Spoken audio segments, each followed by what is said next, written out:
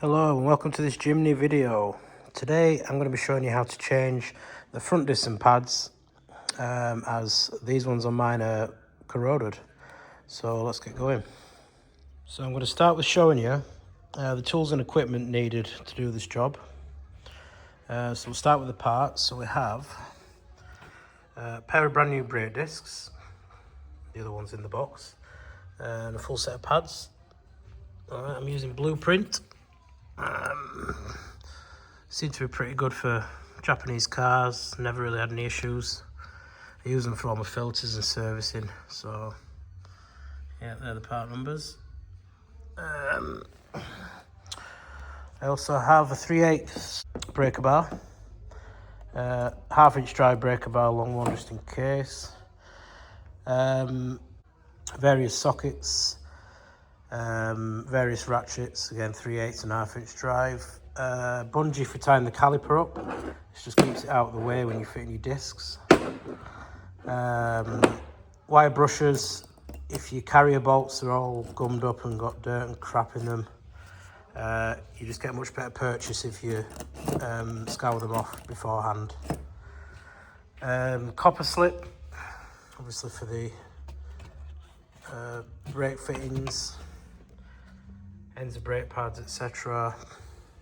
Release spray in case any stuck bolts, and brake cleaner for cleaning off the disc or discs, and an oily rag. Furthermore, jack stand and hydraulic trolley jack is always useful as opposed to the scissor jacks you get with a cart, and a bit of cardboard and a kneeling pad always helps. So before you jack the car up, you just need to loosen the wheel nuts off.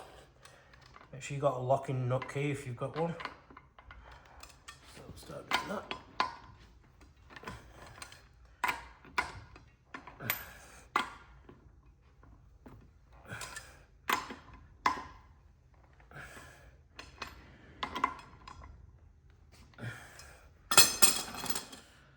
So prior to jacking the car up, you just need to make sure it's in gear, handbrakes on, and there should be a chock behind the opposite back wheel. So next step, you need to jack the car up. I usually do it on the radius arm mount. Just put a block of wood in there in between just to protect in the mount. So pump that up. Okay, so now that the car's jacked up, just get a stand under the axle. Just there. And that's just there as a fail-safe in case the jack decides to drop down.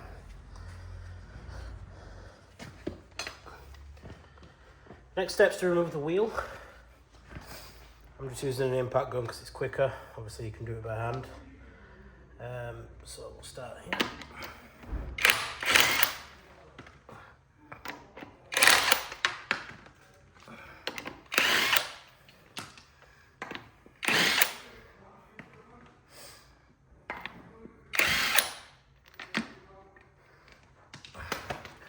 Okay, when you remove the wheel, just careful not to catch this hub here, just because it'll mark the paint.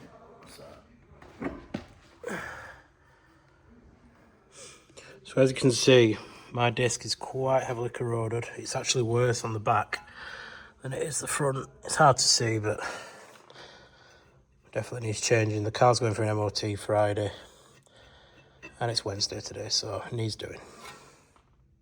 So the next part of the process is to remove the caliper. This is held on by two 12mm headed bolts, one there and one there. Okay. So undo those, get your bungee cord ready. Okay. And then you want to tie that to your spring or somewhere near, just so it's out of the way and it's not hanging on the actual brake line. So that is not good practice.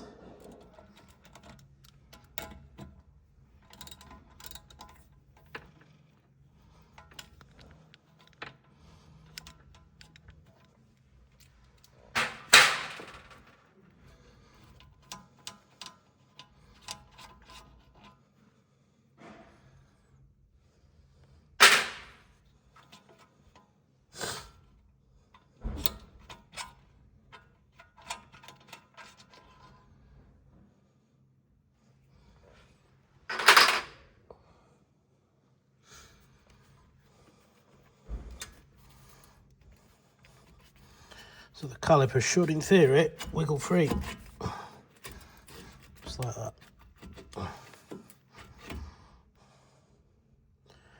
And then that can be tied up. A couple of things to check here. So you want to look at your pads. You want to make sure they're wearing evenly. So they're okay. So both sides are even. So what happens with these calipers is, inside here there's a hydraulic slider, which is what the silicone grease is for, if needed. So these should move freely, these are okay. So what happens is these little rubber grommets crack, and they let water in and dirt and all sorts. And what happens is they seize.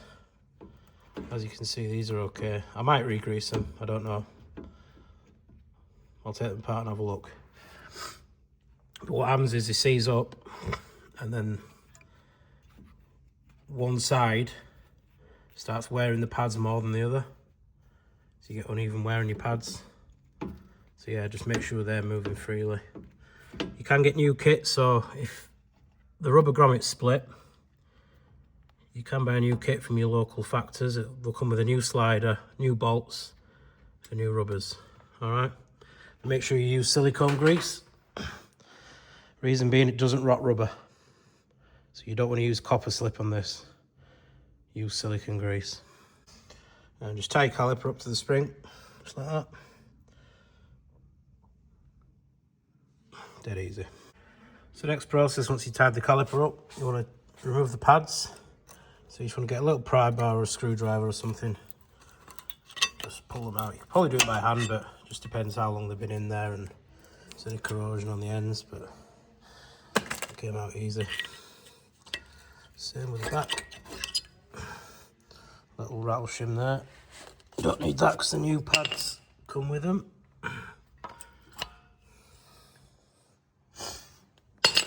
Okay. Little clips there. That's called brake hardware.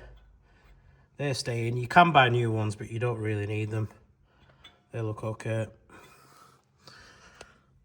And then some at the back as well. The next thing you want to do, you want to make sure your new pads match up to the old ones. So they look pretty good. The lugs are in the right place. These pins here are right. So yeah, they look okay. These pads are about half worn. Obviously, new discs, new pads, need changing. See where the groove has been in the disc, where it's not worn evenly. It's got a big groove in it.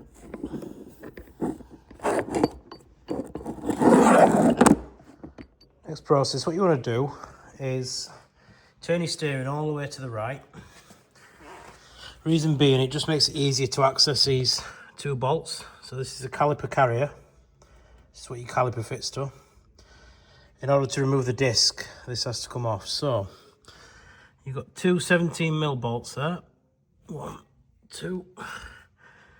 Now these can be quite tight. Reason we move the steering is just so you can get a big bar in there. See, the bar will go there.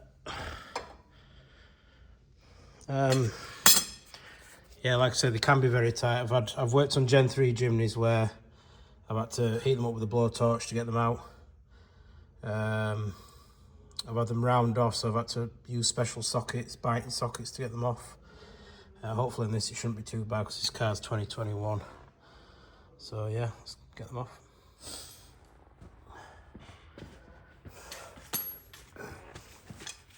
So I'm using 17mm socket, 1/2 inch dry big bar.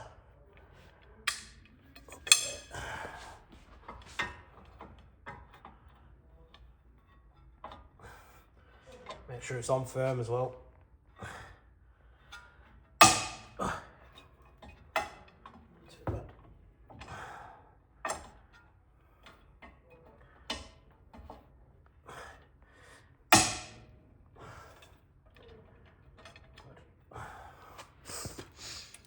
Just going to get back onto a ratchet and just take the bolts out. Should come out nice and easy with these. They're loose already. Nice and loose.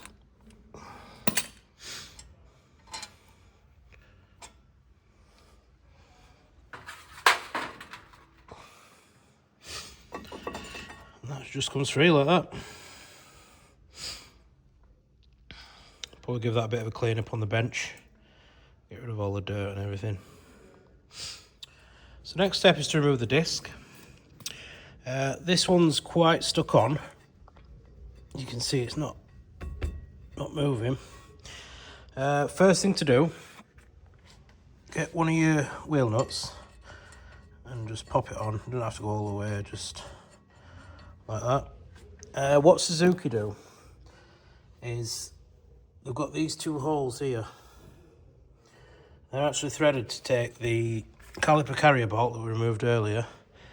So what you can do, if your disc is stuck on, it won't come off. You wind that in, and what it'll do is it'll wind into the hub behind it and it'll draw the disc back and make it come off. And that's just there just so the disc doesn't fall out. I'm going to try and hit it with a hammer first, see if it comes off.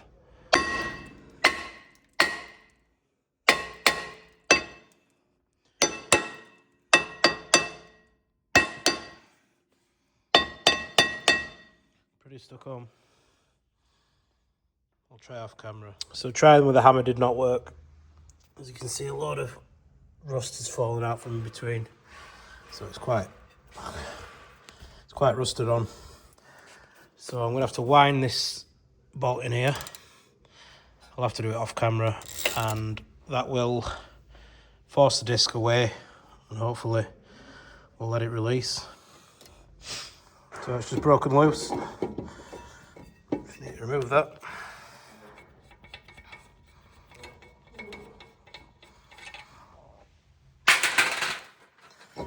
There you go. One disc.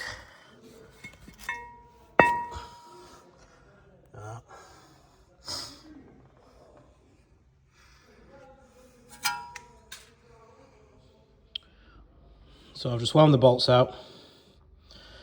What you need to do, like I do with the pads, just size them up together, obviously make sure they're right. So you want to get the holes in the right place, which is roughly there.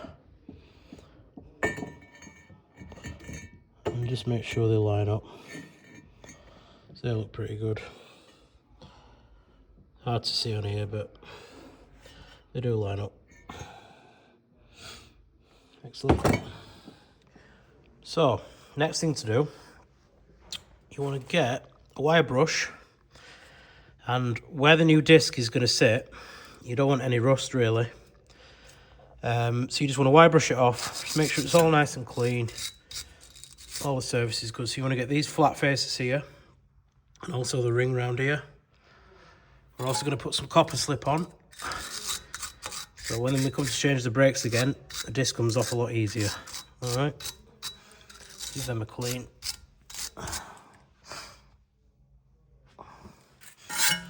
Do this backing plate as well, just to clean it up. This is galvanised, so there shouldn't be any rust on this. It's got copper grease on the hub there. So you don't need a lot, just a bit. Try not to get it on the threads. Yeah. So ready to prepare the disc. So when you buy a new pair of discs, they come pre-coated with an oil. This just stops them from rusting when they're sat around in the packaging. This needs to come off before we fit it. Obviously you don't want to contaminate the brake pads with oil. Last thing you want to do. So you want to get some brake cleaner. Okay. And you want to clean both sides. Make sure you're covering everything. And just wipe it over with some blue roll. Make sure there's no oil left on it.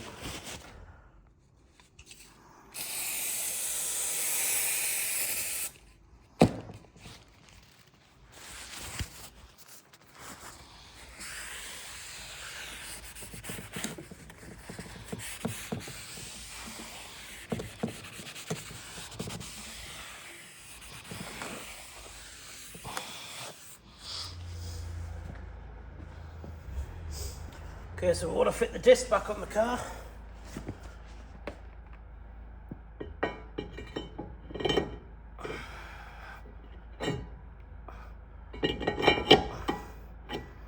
Okay. Now, to keep it secure for the moment, you just want to get 2 wheel nuts. Then you want to go opposite ends. It just keeps it nice and tight, keeps it in place when you refit your carrier.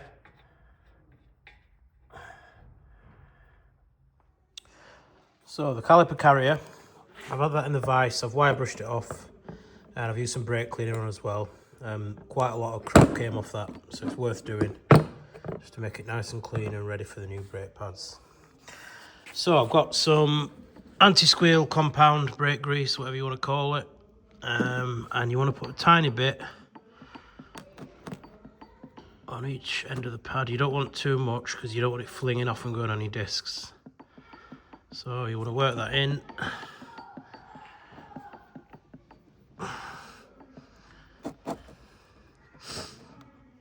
Just stops it squealing, making noises. You also want a bit on each of the lugs, so you want a tiny bit on there, and the same on that side. And also you want a bit on these surfaces here, where the pads sit. So on that little metal bit, there, and there, and there. Basically anywhere where the pads touch, you want a tiny bit of grease. Next we're going to get your bonnet up and just release the brake fluid reservoir cap. Okay, because we're going to push the piston in on the caliper to make room for the new pads. So that just allows the fluid to come back up through. Next thing to do is to push this piston back in. This just allows the new pads to sit in, otherwise there'd be no room. So this needs drawing back. I have a special tool for this. That slots in and it just winds in. If you don't have one, you can use an old pad. Just stick an old pad in there and a pair of grips and just squeeze it and it will go back in. As you can see, that's wound all the way back in, ready to slot over the new discs and pads. So we're going to start rebuilding now. So caliper carrier is the next thing to go back on. So it goes that way around. Okay. It slots on the top. And then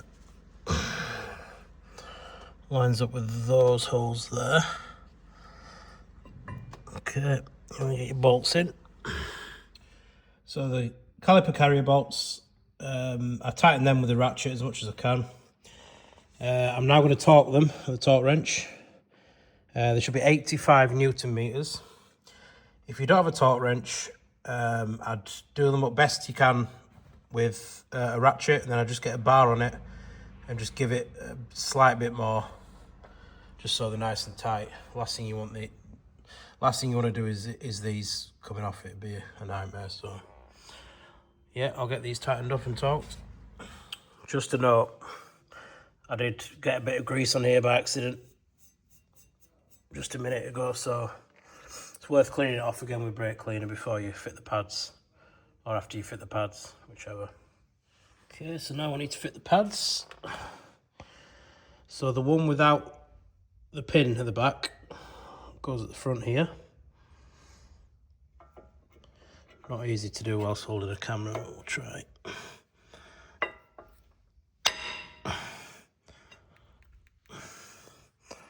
Okay, that's in, that's all good. And the same at the back. Like I said, the one at the back, it's got the pin on it there. And just make sure you don't get any grease anywhere, because you will get grease in your fingers when you fit them. Just try not to get it on the disc. And if you do, just clean it off with some brake cleaner. Now then, I've just unhooked the caliper off the spring. Next is to refit it. So with the piston wound in, it'll just slot over the pads, okay? what you want to make sure of, you want to make sure your brake line's not twisted. It's a bit easier on mine because I've fitted extended brake lines because I've got a lift kit. But the rubber one, if you twist your caliper the wrong way, it can put a twist in it. Just make sure it's flowing like that. And then take a bit of wiggling, but it will go over. Just push the sliders back, and then it just drops over like that.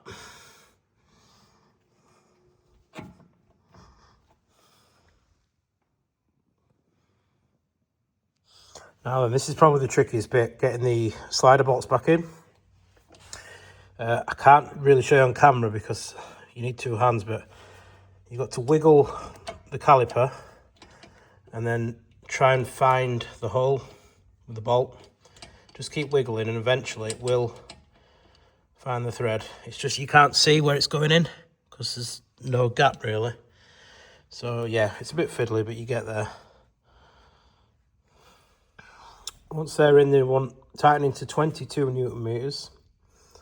It's not that tight really, but just don't overdo it if you don't have a torque wrench. And to know, earlier on, I did add more of the wheel bolts just to keep the disc in place because it didn't like it with two. It wasn't in place properly. So if you put more in, it just makes it easier to fit the pads and fit everything back. And then obviously once the caliper's on, these can come off now.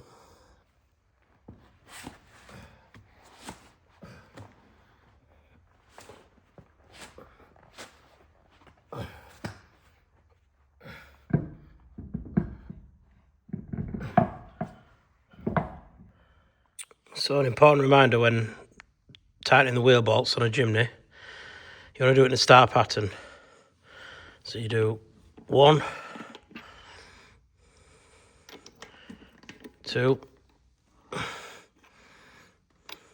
3, 4, and 5. This ensures the wheels seated correctly. If you tighten it all the way around, you can have issues. Yeah, make sure you do it in a star pattern. 1, 2, 3, 4, 5. Right, ready to lower down now and then do the final tightening.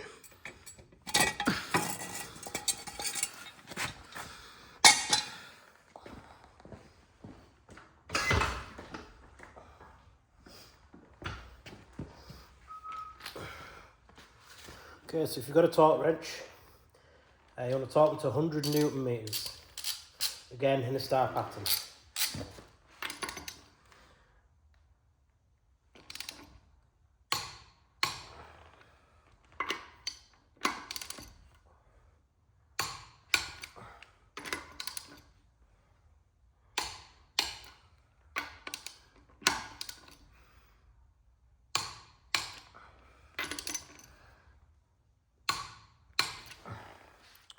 So when you first get into your car after doing your brakes, your pedal will go to the floor.